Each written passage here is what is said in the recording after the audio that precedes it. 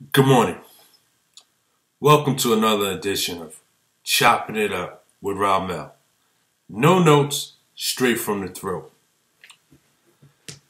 Sunday had to be one of the most awful sports day I experienced. I had three teams playing, had a bounce in my step. I was feeling really good yesterday morning about my team's chances of winning.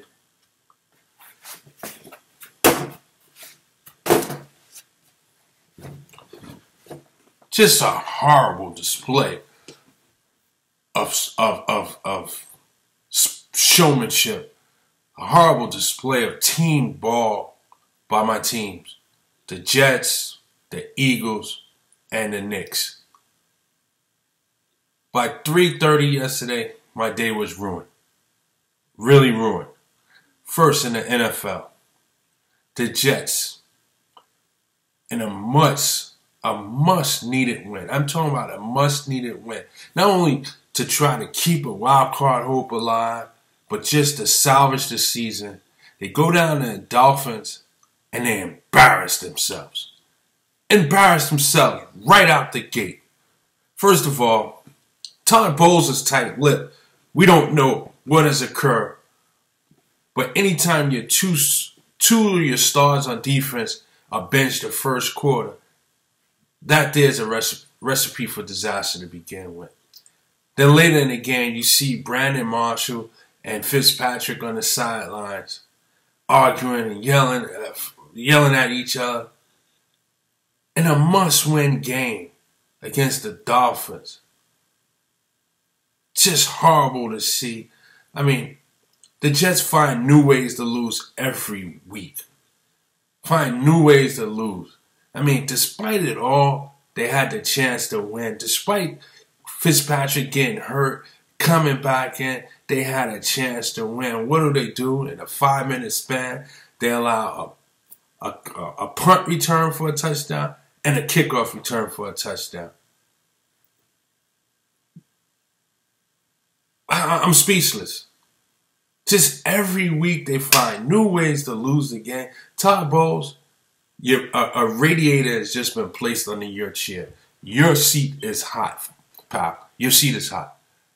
Your identity is supposed to be defense. Your staple is supposed to be defense. And right now the defense looks as bad as the offense. I mean, just despicable. I mean, you go down to Miami, and Miami's probably not really a playoff team. Probably no better than you, if not maybe worse than you. And you go down there, and you allow this to take place. I mean, it's just horrible.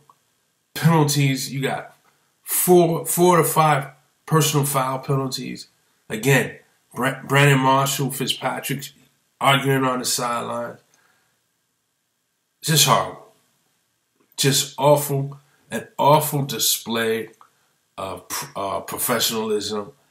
Just ugly football. And despite it all, you had a chance to win the game. Now at 3-6, MRI might reveal that there's some serious damage there to Fitzpatrick. We don't know. But whether it is or it isn't, maybe it's a blessing in disguise. You play the youngster, see what you got with him. Let him go the rest of the way and Bryce Pettit. But this is ugly. Just horrible. Horrible. And staying in the NFL, it didn't get no better down at MetLife with my Philadelphia Eagles, which I told you that this was probably the eliminator game. And kudos to the Giants.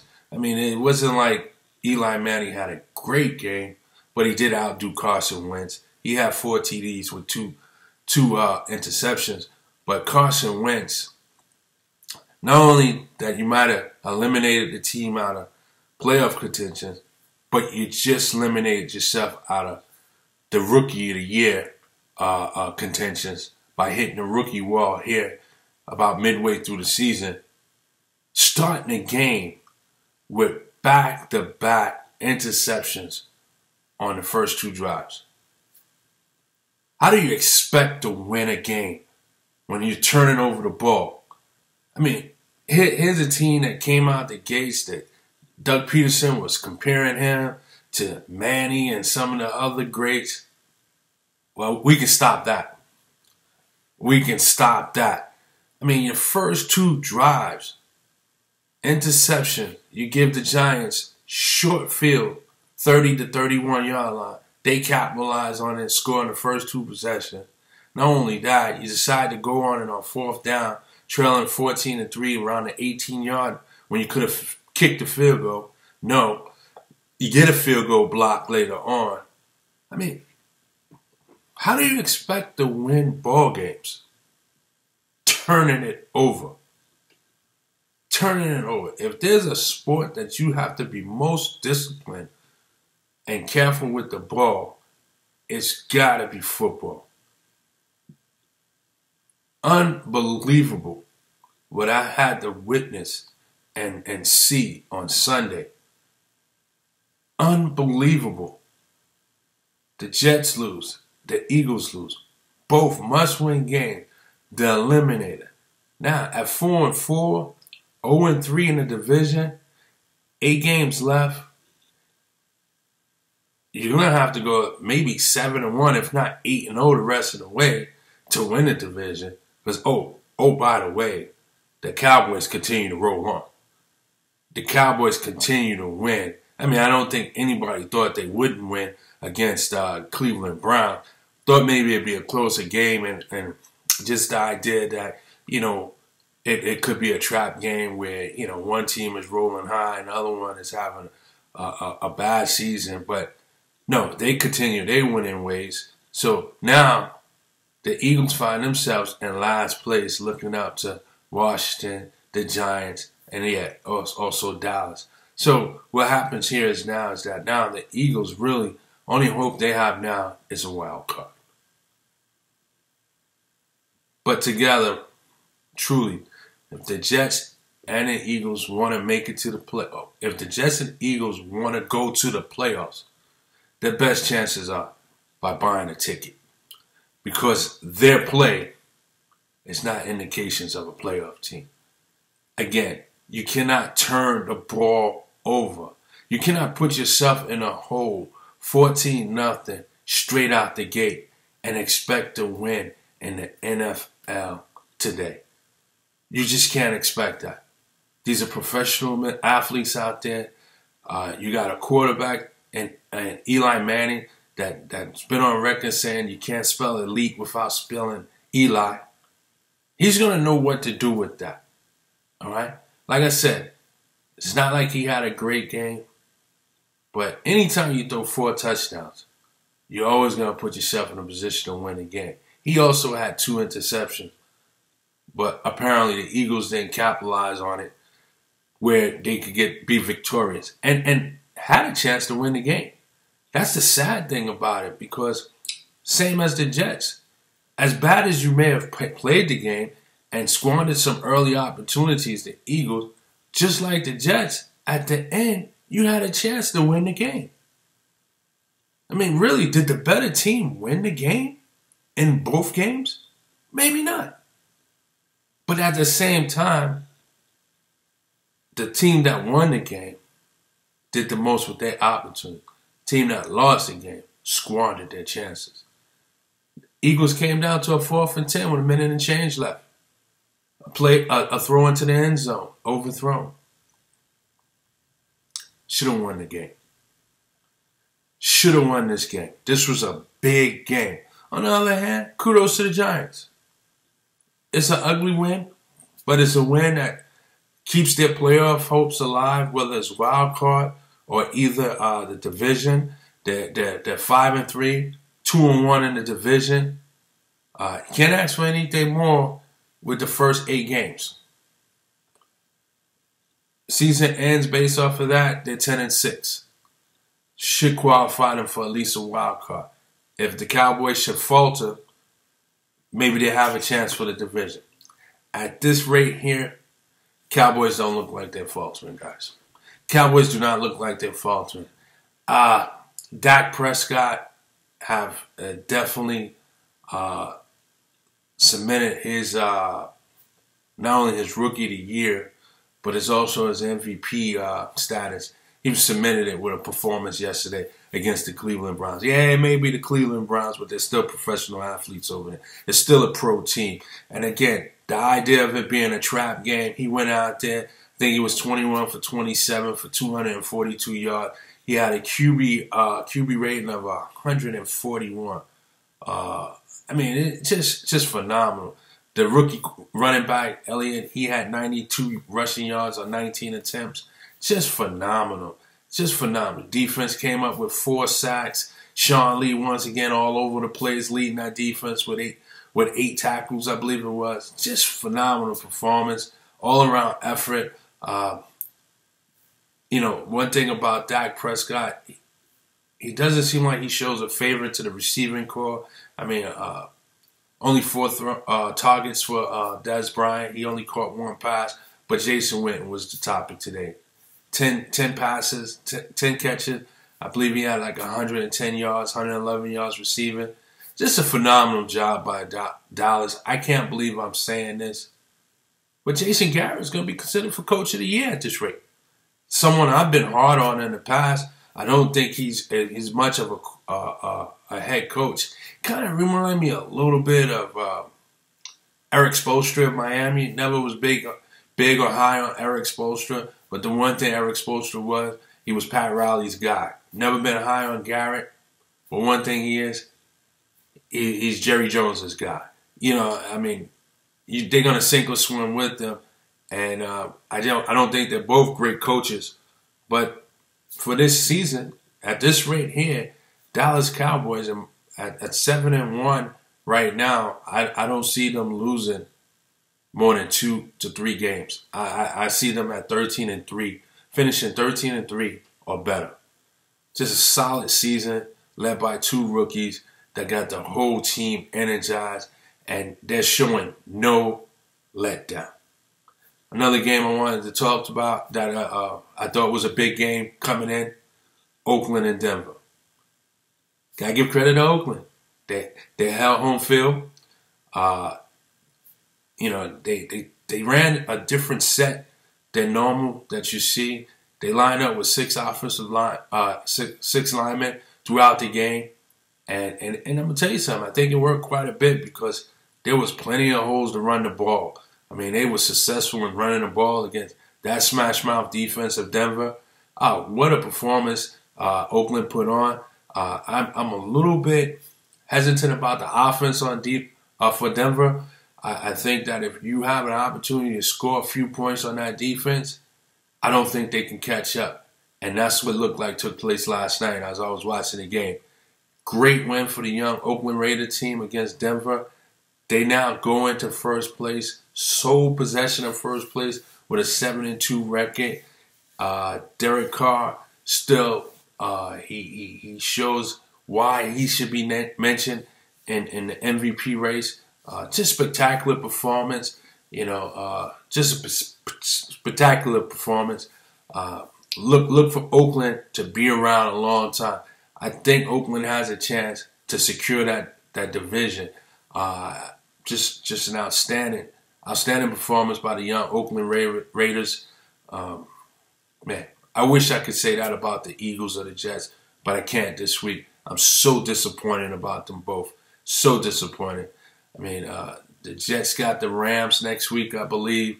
The Atlanta Falcons team in my backyard, they're going to go into Philly.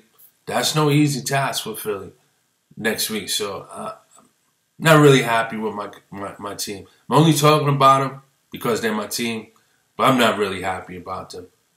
What a total letdown this weekend. But good win for the Oakland Raiders.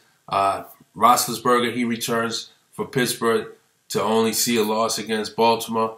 That division is really quirky and crazy. I mean, the Cincinnati Bengals, who many have possibly going to the Super Bowl, they're in 3rd place in that division, not having a good season at all. Also, Carolina, look out for them. Look out for them. They won again. You got Cam Newton complaining about, not getting the calls or whatever. But, they picked up their second win in a row, their third of the season. They're clearly not the same team from last year. But if they find their groove, they might make a threat for the wild card. It's kind of crazy saying that at 3-5. But, one thing about the NFL, being that it is a short season as far as the amount of games you play, a 4 or 5 game winning streak can put you right there in the thick of things, just like a 2-3 game losing streak can take you right out. So keep an eye on Cam Newton. This is a team that went 15-1 last year, pretty much the same team, except for Josh Norman not being there. If they can ever find a groove, who knows? Maybe they might make it a strong finish. So good win for Cam. We got a good game coming on tonight.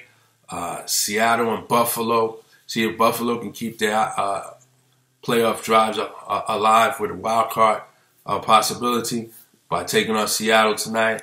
And Seattle probably trying to separate themselves from the rest of the pack out there in the West. But good games of football. Another overtime game. I mean, I don't know. I can't remember a season in the NFL with this many overtime games.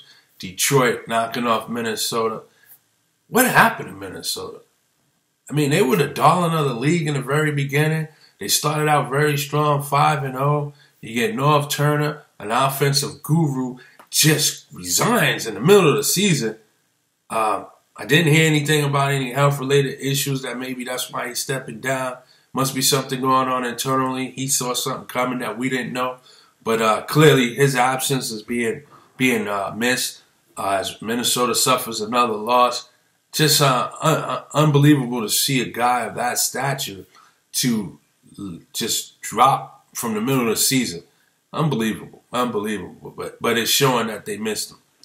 But so that's week 9 in the NFL. As you can see from my tone of voice, I'm not too thrilled. Again, the Jets and the Eagles lost. Now over to the association. The NBA, that is.